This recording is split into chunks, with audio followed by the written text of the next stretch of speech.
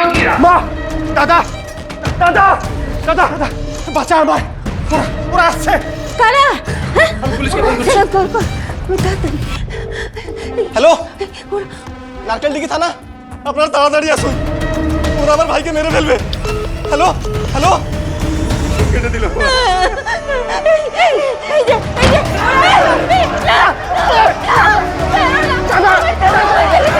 আমার ছেলেকে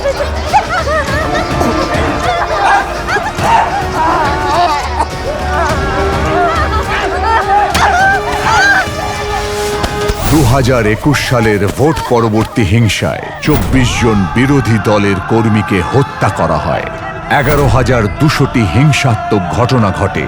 এটা বদলাতেই হবে, এখন নয়তো আর কবে। পাল্টানো দরকার, চাই বিজেপি সরকার।